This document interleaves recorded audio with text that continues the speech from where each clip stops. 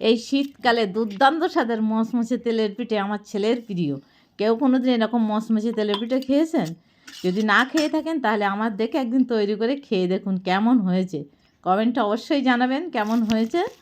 চলুন, প্রথমে দুধ নিয়েছি, দুধ দিয়ে আমি গোলাটা গলবো। দুধ না থাকলে জল দিয়ে গুললেও হবে। আমি দুধটা কিন্তু খুব গরম করেই নিয়েছি, একটু ভালো গরম করে নিতে হবে। এতে 1 কাপের 3 ভাগের 1 ভাগ সুজি দিয়েছি, একটুখানি ব্যালেন্সের জন্য নুন আর পাটালি দিয়ে আমি এটা করছি। আপনারা চিনি দিয়েও করতে পারেন। দিয়ে এখানে ভালো করে ওটা গুলে নিয়েছি। নিয়ে এখানে আমি 1 কাপ ময়দা দিলাম আর 1 কাপের একটু কম চালের গুঁড়ো দিয়েছি, হাফ কাপের একটু বেশি দিয়েছি। দিয়ে এটাকে, এই ব্যাটারটা কিন্তু ওই যে আমরা সবাই তেলের পিঠা করি মোটো মোটো, ওইগুলো হবে না। এটা একদম হালকা করে একটু গুলে নিতে হবে। অত ঘন গুললে এটা ভালো হয় না। এটা একদম খুব হালকা করে গুলে নেবেন।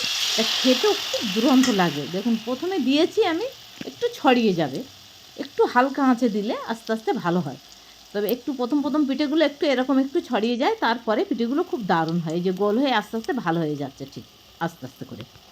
এইভাবে একদিন তৈরি করে আপনারা খেয়ে দেখুন। ভিডিওটি যদি ভালো লাগে অবশ্যই একটা লাইক করবেন। এরমভাবে একদিন তৈরি করে খেলে রোজই এরকম পিঠেই খেতে ইচ্ছে হবে। নরমও করলেই হবে বা একটু শক্ত করলেও, শক্ত করলে একটু হালকা ভাজ দিয়ে শক্ত হয়ে যায়, কিন্তু আর একটু নরম করলেও হবে। দেখুন কত সুন্দর মচমচ করে ভেঙে যাচ্ছে। এইগুলো খেতে অসাধারণ লাগে। এইভাবে তেলের পিঠে করে একটা দিন আপনারা অবশ্যই খেয়ে দেখবেন। যদি ভালো লাগে ভিডিওটি শেয়ার করে দেবেন। আমার তেলের পিঠেগুলো রেডি হয়ে গিয়েছে।